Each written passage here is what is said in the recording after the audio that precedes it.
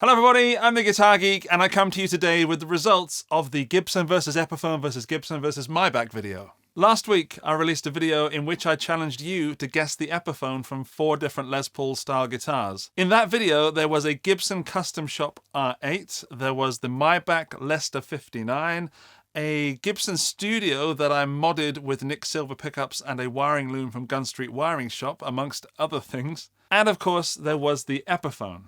I should point out that the Epiphone was not stock. I put pickups in it from AliExpress. I bought the cheapest parts that I could find and put them on the guitar. For those of you that haven't watched it yet, the link is in the video description down below so you can watch it now before you get the results.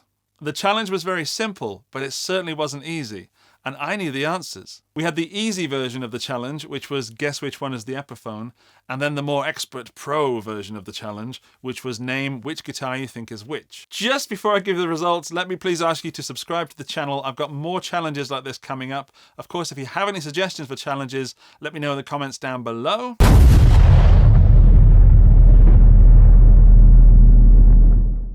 Guitar A is the Maybach, and guitar B is the Gibson Studio, which I don't have any longer. Guitar C is the Epiphone, which means of course that guitar D is the Custom Shop R8 from Gibson. Firstly, thank you so much for the comments. There were so many and so many guesses and so many ways of explaining how you guessed, and that was what was most interesting to me. Of course, not everyone got it right. In fact, most people got it wrong, but there were some people that guessed the Epiphone, and there were some people that got all 4 guitars correct. Well done, those people. Now we have the results. Don't click away because this brings up some very interesting points. Let's look at the cost of the guitars.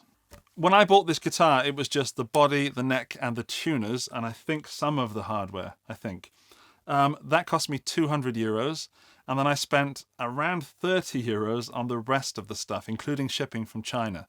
So that's €230 plus a little bit of work. The Gibson Studio that I modded cost me around €550, and I put a serious amount of hours into that guitar, which is actually a video series which you can watch. It's floating around on screen now. There's a link underneath the video. So that had all new hardware, new pickups, a wiring loom, a serious amount of man hours, blood, sweat and tears. I sold that to Matt for about €1,000. The Maybach 59 Leicester Aged, that's a long name, comes in at around €2,000, so double the price of the modded Studio. And the most expensive of the bunch is the Custom Shop R8 from Gibson, which comes in at around €4,000 depending on where you buy it from. To put that in simple terms, for the price of the R8, you could buy 16 of those Epiphones, if you got a good deal like I did. You could buy 4 of those Guitar Geek modded Les Paul Studios, not that I'm doing any more.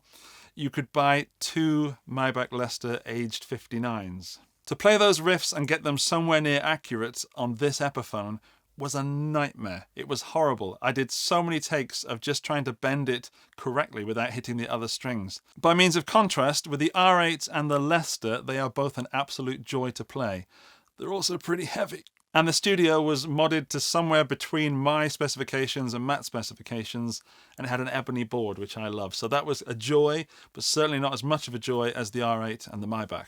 Again, to put it simply, the Epiphone is an absolute dog, and I wouldn't wish it upon anybody. Even though I set it up as well as I could, there is something to be said for buying a more expensive guitar. The Epiphone will get you some of the way there, but as a player, it won't get you all the way there. As I said before, from a playing experience point of view, both the R8 and the Leicester are an absolute joy and just sing beautifully as a player. Those 2 guitars do sound different, of course. If you put a Maybach against another Maybach or a Gibson R8 versus another Gibson R8, they will be different. That's the nature of the beast. But what I've learned from doing this test is that I like the Gibson because it's a Gibson Les Paul and it feels real and, dare I say it, authentic. But genuinely, the Maybach does everything the R8 does as well. In the Gibson Studio that I modded are Nick Silver pickups, and I thought it would be interesting to ask Nick Silver himself which guitar is which.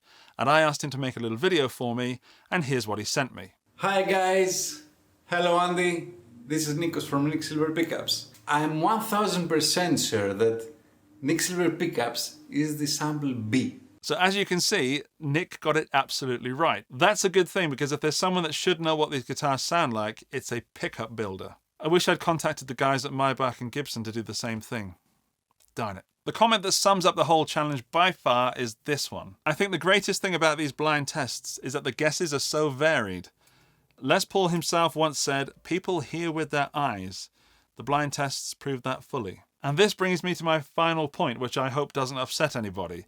When choosing a guitar to buy, the only person you can trust is you.